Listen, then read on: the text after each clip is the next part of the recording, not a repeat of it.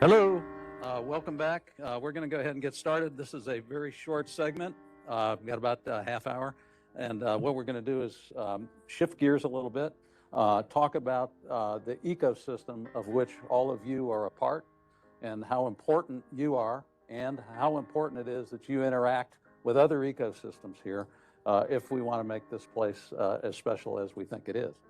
So we've got two folks here that you'll hear some very interesting information from. I'm not, I can't reduce it to one word for each of them, but Chase Saunders is a accomplished attorney, retired judge, entrepreneur, world traveler, and a Charlotte native. And he's going to give you some perspectives about why this is such a special place. Then Tracy Dodson has been involved with the assimilation of executives, regular people, large companies, small companies for 2 decades. And she has real perspective about what companies need to hear from ecosystems like yours and the ones in which you're going to interact. So just a number of us went to a function last night. There were 700 people there. Chase Saunders sent me a note this morning saying this: as you could not help but notice during the event last night, this is the World Affairs Council event, Charlotte is one of the only cities where enthusiastic, brilliant, articulate, and high-minded people can express their visions to a receptive audience willing to embrace and engage the issues of the day. Charlotte is a state of mind. Charlotte is a state of mind where possibilities can be examined and turned into realities through lots of hard work, and nobody says you can't give it a try here. So that pretty much sums up what our message is likely going to be. And I'm going to turn it over to Chase to present 3 slides, which will demonstrate to many of you his technical capabilities. Go ahead. Your guinea pigs on this.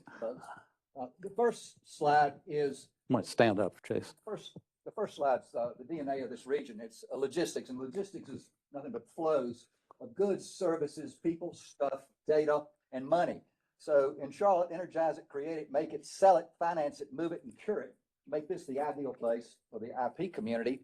Chris Anderson, in a fantastic book called Makers, basically said it the best. Real nations make things, and it's the creators who make the things, software and hardware, upon which nations survive. And we're all in a matrix of the past, the history, and the technology of the present, and as they interact, they make for the future and create the uncertainty in which we find ourselves today. I want to introduce 2 other slides. The next one is an AI effort where a bust of Queen Charlotte, a maquette, which was used for a bronze that is cited at 5th and College, exists today. And the maquette is in the home of Ambassador Mark Irwin. He let me take a picture of it. And I wanted Queen Charlotte to introduce the next slide, which will be her appointments avatar. So let's see what. And he did this on his own motion with his own technology. So this AI stuff is, pardon any rudeness out of this, but let's put that thing back. Turn on the video, the audio. Roll it back there. Maddie. Can you get the audio? You got to get. Yeah.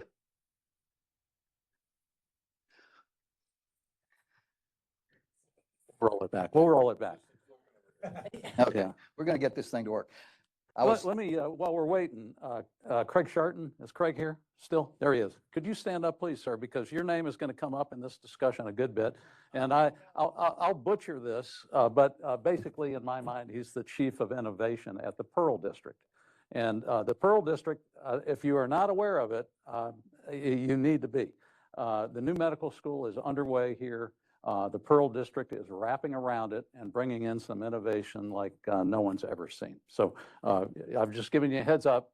I'm a former college professor, and so I like to call on people, and I like to give people heads up that their name is coming up. You're going to get called on. So let's see if we can. I am Queen Charlotte of Mecklenburg-Strelitz, Queen of England and the Empire. Welcome to my pavilion in Charlotte, North Carolina, named after my royal personage. Let me tell you about this gem in my crown. Now let's hit the next one. Queen Charlotte's appointments avatar, and would like to share with you a summary of key events in the history of Charlotte from her reign to the present. 1750s. First settlement by corporate-minded Scots Presbyterians and English at the intersection of ancient trading paths. 17th century. Land title fights with English crown landlords. Mecklenburg County created. Charlottetown founded. Courthouse built at the intersection. 1770s. Crown breaches military support contract. Mecklenburg Declaration of Independence. American Revolution Battle of Charlotte. 1780s to 1840s. River plantations. Gold discovered. Ore stamping mills in Uptown. A U.S. mint opened. North-South Railroad started. 1850s. East to West Railroad intersects Uptown. Cotton plantations. Mining and textile manufacturing. 1860s. Civil War naval armaments industry. Engineers supply depot. 18th century. Regional retail center. River-powered cotton mills. 1880s retail and textile expansion. 1890s. Electrification of cotton mills. Rail mechanizes with electricity. Factories. Trolleys. 19th century. Manufacturing expansion. Pipe and foundry. Textile-related manufacturing. 1910s. World War I military base with related suppliers. 60,000 soldiers and businesses. Duke given power to build dams on Catawba River. 1920s. Federal Reserve Branch. WBT radio broadcasts. Telephones. Retail. Cotton factors. 1930s. Depression. Auto manufacturing. First airport built. 1940s. World War II. Airport expansion. Munitions. Uniforms. War supply. 1950s. U.S. leading textile town. Trucking center. Television broadcasting. Regional growth. 1960s. Interstates. Suburbs. Bank technology. Warehouses. Trucking. Large nuclear power dams. Malls. Manager model for fiscal governance. 1970s. Genesis of Banktown. Liquor by the drink. Airlines merger. 1980s to 1990s. Creation of interstate banking leveraging law and technology. NASCAR. NFL. NBA. U.S. Airways hub and spoke urban development. 2000s. Number 2. U.S. Banking Center. Airport Rail Intermodal Center. Expansion of community college. Light rail lines. FinTech. Electrical energy tech. Internet centers. Bankers. Lawyers. Accountants. 2010s. Logistics. Leveraged. Airport expansion. Rail. Finance. Transactions. In-migration. Data centers. Football. 2020s. Arrival of 157 people per day. Logistics leveraged. 600 plus flights per day. 150 plus languages spoken. Medical school opens. Emergence of Medtown as the 5th largest medical center in the United States. Charlotte is now a growing city-state. Queen Charlotte is pleased. So 5 minutes with AI took a 45 or an hour-long speech I used to give. It just saved all the listeners the trouble. So anyway, that's kind of the glimpse of how important this place is. And many of us are transplants. I know I am. I've been here 40 years, but I'm a transplant, as many of you are. And the history of this place is phenomenal. You need to take a deeper dive into it to get a sense for what it is that we are selling here as a community, which we're now going to hear from Tracy Dodson on. We're going to take some questions and make other observations. We're going to fill the full half hour. So Tracy, what are companies, what's the perception of companies and individuals, innovators, entrepreneurs of Charlotte these days? Well, first, Chase, if you can get that to do the 2030s and the 2040s, I'm out of a job. Right? Those slides, you're responsible. Okay, I'll take those. I think what's been interesting, and I've really been in this business for 3 decades and watched Charlotte's growth for quite a while.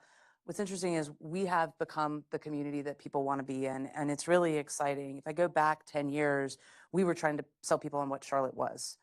We were trying to convince companies that your employees can live here, and what we have now is the people already moving here. You heard AI, 157 people a day to the region. That is attracting the companies. The companies know the talent is here. What is shifting, I think that's really interesting is, and this has been really in the past 2 years, is that they were coming for workforce and for the talent, but now they're also talking about the innovation. I have more and more companies that are looking at the Charlotte market, and they can be in financial services, they can be in other spaces, wanting to know, where are we on AI, where are we on innovation, and really having the companies to point to that can say, yes, we are thinking about this in this community. So it's exciting that it's really getting lifted up. I think the other thing that's really exciting here, and Mike, you warned Craig, is the physical locations to bring innovation together. It's kind of hidden, and it's been hidden in Charlotte, I think, but we've had a lot of it. And now having places like the Pearl, having conversations about the North Tryon Tech Hub, where we'll have physical places where the innovation can come together and people can really see it, I think is exciting. And you know, what's interesting, Tracy was telling me just before our session here that she's going to tell us where her next ancillary office is going to be. Now, she is the head of economic development and corporate relocations for the region, not just Charlotte, but the region. And where are you going to have a kind of a ancillary office? So I'm committed, and Craig and I were just talking about it, I'm committed to having a desk over at the Pearl. And being there. And I've seen it even as all of the pieces of the Pearl are coming together within the first two buildings. I walked in to meet Craig for a tour of Connect Labs, which is one of the floors. And you meet a neurotech entrepreneur. He's talking about why he's in Charlotte was quality of life. He said, I have no business being in Charlotte. I should be in Boston. He's like, but I'm not, I will commute to Boston if I need to, but I'm going to be here. And to be able to run into him and have those experiences is really something remarkable. The other thing I'll say is I was on the front lines back 6 years ago when the Atrium team, Gene Woods, came to the city, came to the county and said, hey, we have this idea for medical school, which everybody had told us we needed in this community. But he said, no, I want it to be bigger and I want an innovation campus. And, you know, in the back of my mind, I kind of said, yeah, but this is going to take decades, right? I'm going to pay attention to this, but it's not going to work as fast. And the rate of speed to which those pieces have come together in 6 years, it was 6 years ago, almost to the day that we had the first conversation about the Pearl, and now look at it. And so how that kind of momentum has started, I think really speaks a lot to what we have and the ingredients that we have, not just at the Pearl, but in this community around innovation. Yeah, and so all of us that have lived here for a while, we get kind of complacent, you know? I mean, it's Charlotte, so what's special about us? There's a dynamism here. Made me come 40 years ago. I could sense it. And we came here, and it's been true. But we get complacent. And, you know, Craig told me just a little bit earlier that sometimes we don't recognize how special this place is. He's lived in places like San Francisco. He knows it when he sees it. And Craig, can you maybe give us a quick impression about Charlotte from your perspective, and also tell us what's going on at the Pearl that what's that? Well, yeah, he can do it standing up from back there and probably articulate. But you know, and also tell us, you know, something interesting going on at the Pearl that probably people don't know about. Okay, so I did live in the San Francisco area during the 1990s, and I was relating earlier that the energy I felt there then is what I feel in Charlotte now. That there's a switch that has been flipped where people start believing in themselves and each other and the community. It's a people issue. It's not a technical issue. Once they start believing that, then they start following through and doing things, and then you get to see the results. Yeah. So that has really happened within health innovation. When I go back and read the original notes from the original meetings about that, people were saying there's no health innovation happening here. And what we're finding is there was a lot of health innovation happening here, but it wasn't connected. And so we're discovering companies here that nobody knew about that have been doing work on their own for a long time. And so the exciting thing for me and for the other people that are engaging this is they're all connected. And with Tracy's story, I found 6 companies during neurotech work that had never met each other that were all here. So putting those 6 people together, that's when you get the explosion that results from collaborating. And can I add just one more thing on the Pearl that I think is fascinating is with EarCAD, which is surgical training, opened their doors last week. 12,000 surgeons and health tech professionals a year is what they had said, what Scott had said when we toured, all come into Charlotte, right? And then you have the companies that want to follow them. You have the innovators that want to follow the companies. It's just this perfect kind of mixture and momentum that I think, you know, I tell people where I think we're going to be in health tech in 10 years is comparable to where we'll be in the financial services in the early 2000s. Yep. That it can happen so fast.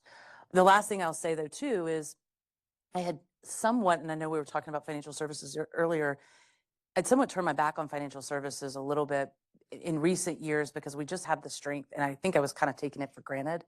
I have over 4,000 financial service jobs in pipeline right now that are looking at Charlotte. And every single one of them wants to talk to Lowe's Tech Hub. They want to talk to Truist. They want to talk, and it's really about innovation. It's not just because we're known for financial services. It's about the innovation. And I can't quite put my finger on it yet. They're hearing something. It's something that's interesting them, but it's a shift where that's the conversation they want to have now. So we'll come back to Tracy in a minute. I'm going to go to Misha, but be thinking about what it is that we're missing. What connections do you think we're missing as a community amongst ourselves? That would be an interesting issue. Misha, tell us a little bit about your story about why you are in Charlotte and why you have not been sucked out to Connecticut and points north by the many people that you've made famous in your career. Can you stand up and just give us a minute on it? Sure. So I would probably say, and again, if you know kind of like my background, right? So my parents were Indian diplomats. I was born in the Soviet Union and Moscow. And basically my formative years, I lived literally all parts of the world, right? So, lived in Europe, like those days, East and West Germany were divided, Poland, and then England, and then in Asia, lived in Jakarta, Bangkok, Bangladesh, and New Delhi. And then in the Caribbean, lived in Port of Spain, Trinidad and Tobago. So part of it also is like I've got that travel bug in me, right? So the number one thing, if you were to ask me what I really like about Charlotte, is the airport. Go anywhere. So I think like that's one thing I really like. So I also used to live in the San Francisco Bay Area. I lived nearly 19 years of my life there. But I'd probably say I hated the long commute. The commutes were like, I used to live in Fremont. I used to take the BART, go to the San Francisco Financial District. And then it was thanks to Bank of America again, because I got hired kind of like, right around 911. And then after a promotion, I got kind of like, relocated to Charlotte. So I've been here like ever since 2004. Short commutes, I love that. And again, it's a very safe place to raise kids. So I've raised kind of like 4 kids here. So we're formally now empty nesters, so I can resume kind of like my travel again. I'm thinking about getting like a T-shirt for me and my wife. Basically, that says, spending our kids' inheritance. That's kind of like, Sure. And Misha is a resident of 4th Ward, downtown living, just like Bill McNamara in the back, who works for Bank of America and is a stalwart in our community. Okay, we're going to get Tracy's impressions about what we're missing, connections and resources, and then we'll open it up for anybody's observations, questions, or whatever. Tracy? So I will say, Misha, thanks for the shout out for the airport, because we recognize that all Charlotte residents live in construction at the airport.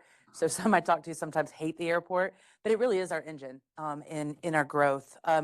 I think one of the things that's missing in this space particularly is that connective tissue, right? I talk to a lot of companies sometimes, and it's the venture capital, the money is also another piece of it. And trying to wrap my head around what do we do, or do we just harness the momentum? And Craig, we've talked about that a little bit to try to solve that. But the other thing that I pay attention to, and Misha just kind of hit on it, was the quality of life, right? If we're getting a lot of these entrepreneurs, and we talked about one of the neurotech entrepreneurs, we're getting this because of quality of life. Coming out of San Francisco, coming out of Boston, coming out of other markets. If we don't keep that quality of life, then I think it gets a lot harder to solve for these other things. If we can harness the momentum and really keep moving with that momentum and keep an eye on these other things, then we move. So things like mobility, we have a transportation referendum that's coming up right now. If we don't get this right, with 157 people a day, we're going to choke ourselves out. So we've got to stay ahead of that growth and stay on it. And I think that Charlotte's secret sauce is about the partnerships. It's about how the private sector can come together with the public sector to solve these things and stay ahead of our growth. Yeah, I'll never forget when I first got here, Hugh McCall and Harvey Gantt was the mayor at the time. McCall was looking out of the window of his skyscraper office, and he picked up the phone and he called Harvey and said, "Harvey, I don't like looking out my window and seeing a bunch of people standing out there in the rain waiting for a bus. And we need to do something about it." Harvey said, "Well, I'll get you the land. You figure out the financing and we'll do it." And it went from an idea to done in literally about 6 months. And that's the, it's the bus station downtown, and which is all going to be reformulated, reconsidered, et cetera. But, I mean, that's the kind of dynamism that's always been here, as Chase has pointed out. But Chase, any quick observations?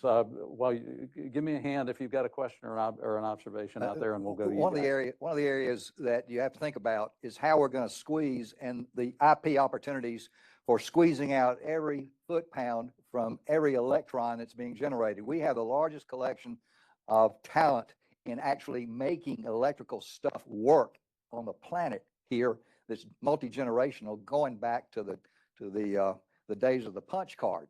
And all those guys are here and can be brought in for various tasks. So we have the talent, and Musk and anyone else will tell you that we've got to have a 2 or 3x the generation. So boring utilities are going to be the high-tech area, and the area that has the most energy is the winner, both globally as well as locally. So we've got that area that's ripe to blow up, and we'll be the beneficiary of that. And if you think about leaders, there's lots of them. Jim Rogers at Duke, he recognized the fact that within 150 miles of here is exactly what Chase described. I mean, it's everything from nuclear to any other generation system, and engineers, experts, and Jim put together a consortium called E4 Carolinas, which effectively was used to market us as saying, hey, if you're any place in the energy space, you need to be down here. So anyway, that's there's lots of stories, and as Misha knows, stories are currency. I mean, that's the communication currency, are stories. It's not babbling on about data and all the rest of it.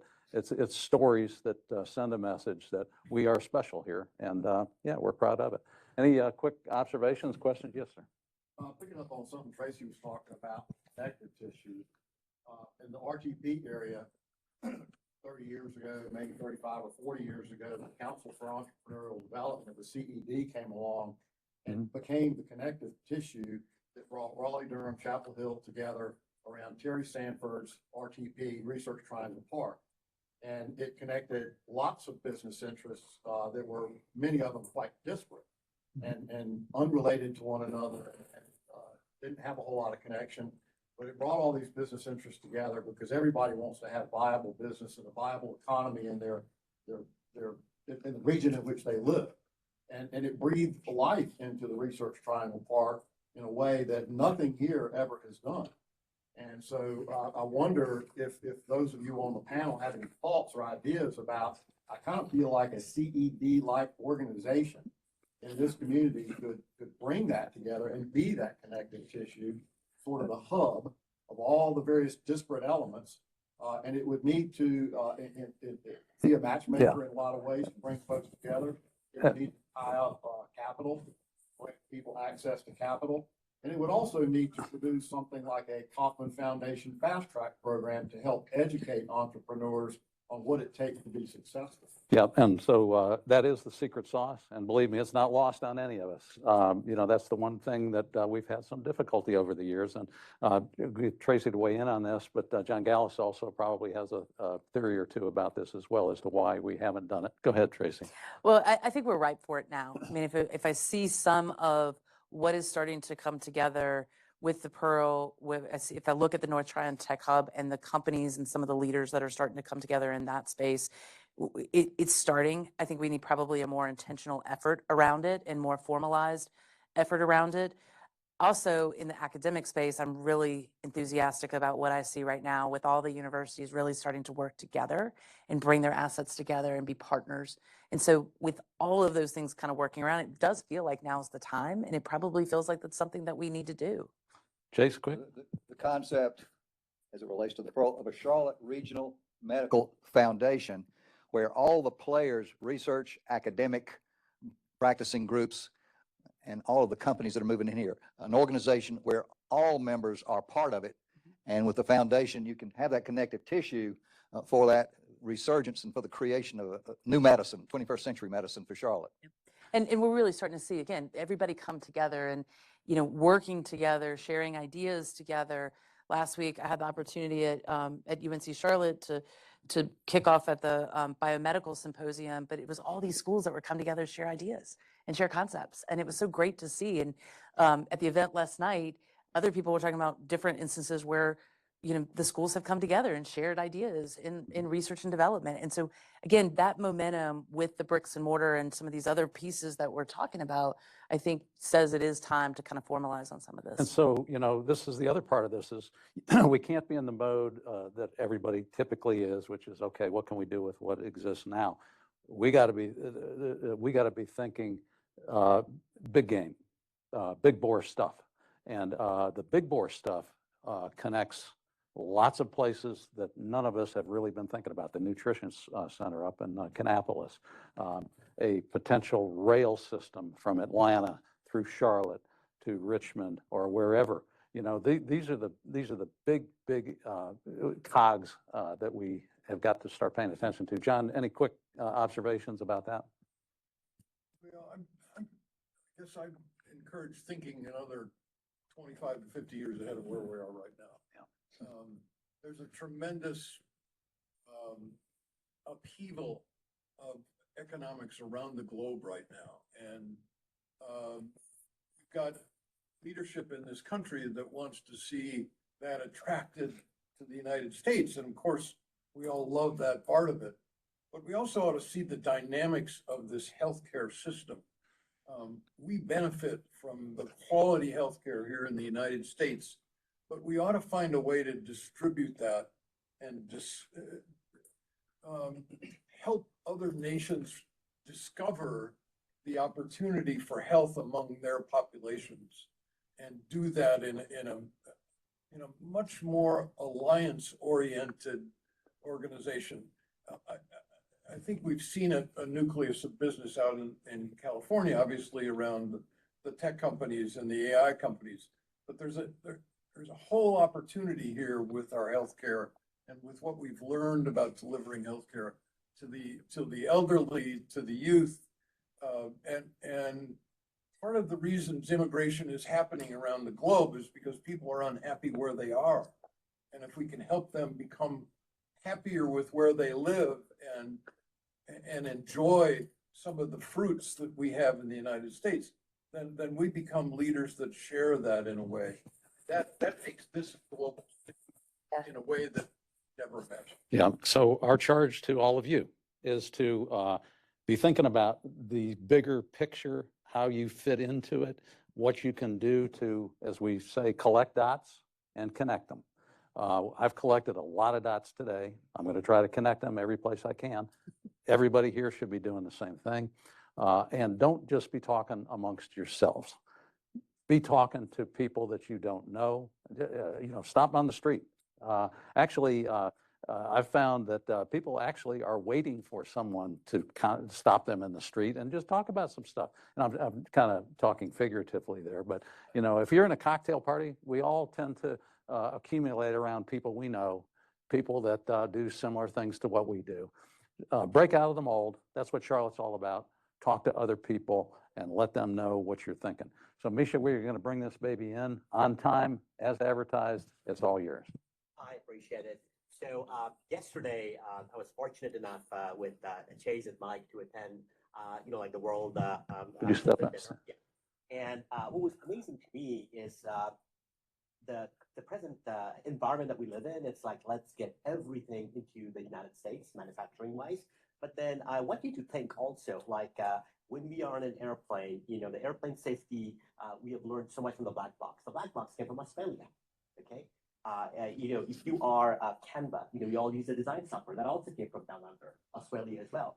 If you have an air fryer in your kitchen, it came from Netherlands. If you ever use a selfie stick, it came from Canada, right? So the point is that we also need to think about like the world citizen, by the way, right? So I think that's very, very important. So, don't kind of like be naive, like everything's going to come from the United States, right?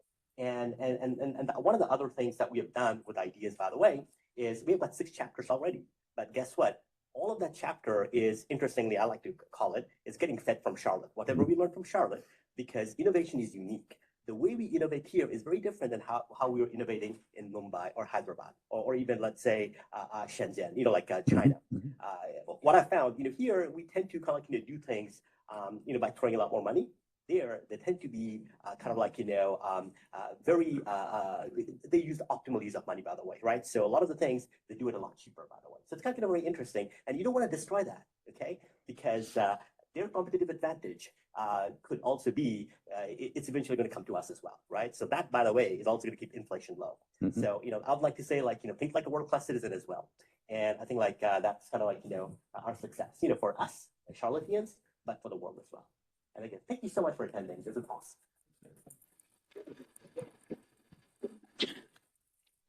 And I guess there's a reception out there and, you're welcome to anything that Dave provides out there. Thank you, Misha. Thank you so much. Really I good. appreciate Yeah, that it. was fun. Yeah. Thank you. James, That's thank great, you, my great friend. management of the panel. That was awesome. You've done it before. Well, I just, I like, To be a Charlotte capitalist, he basically